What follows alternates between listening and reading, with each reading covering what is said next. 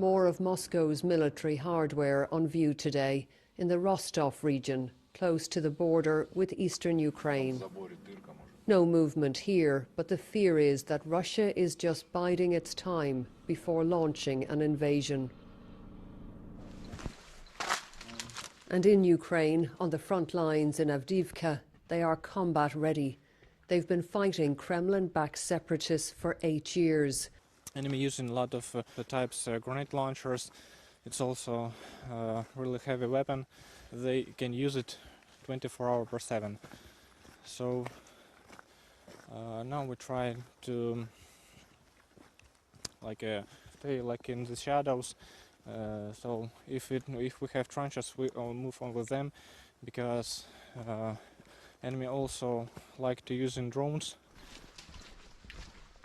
This destroyed hangar provides some cover from pro-Moscow rebels. Troops here call it the skeleton. We've been asked not to speak too loudly because Russian separatist fighters are very nearby, near enough to hear us. Since we've been here, there's been shelling, and this front line has been more active in recent days. There's a real sense now that this conflict is building. So it was just 2 days ago.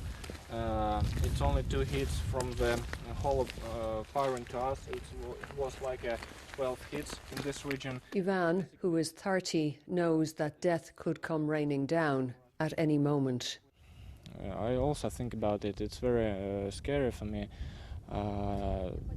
As a simple guy, I also afraid to be hurted or die here, and that's why I'm stand here in the armor and try to do my job as possible to stay alive. That's a daily battle. They scan for enemy snipers who will also be scanning for them. If Russian troops invade Ukraine, there could be many young men lost on both sides. And for the very young here, lessons in survival. A practice run taking children down to the bomb shelter, packing them to the rafters. Normally it happens twice a year. Today, an extra drill as this nation faces a moment of grave danger.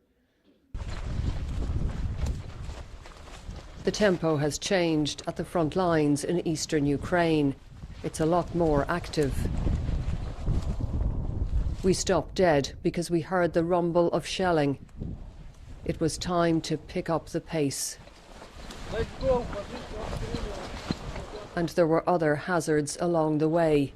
We moved carefully past minefields on both sides. We're covering the distance now to the front on foot. Ukrainian troops here tell us that they are ready for whatever may come, but no one knows what that will look like, what Vladimir Putin's endgame is. And if it is a full invasion, then Ukrainian troops will be quickly outnumbered and outgunned. Taras, who's 24, shows us defensive positions against Kremlin-backed rebels less than half a mile away. They've been opening fire with heavy weapons for 3 days, he says. The situation has gotten worse, but we tolerate it and we wait. I think Putin is doing it on purpose to provoke us, so it looks like we are invading. Nearby, a crossing point that leads to the separatist enclaves. There's tight security for civilians travelling from Ukrainian government territory to the other side. This is one of only 2 locations where people can cross to reunite with loved ones. The East has been painfully divided for 8 years. It takes permission and patience.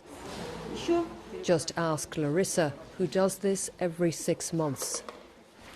She's a cancer patient returning home after a checkup in a government hospital. We, the people, don't want a war to happen, she tells me. We want to live. We want to love everyone and give them a hug. Svetlana is coming in the opposite direction from separatist territory with great difficulty. A grueling trip for the 81-year-old. We couldn't see our children for 2 months, she told me. Our great-grandson was born. We hadn't seen him. There are very real fears for Ukraine and for security in Europe. And beyond the geopolitics, here on the ground, the human toll could be immense. Orla Guerin, BBC News, Eastern Ukraine.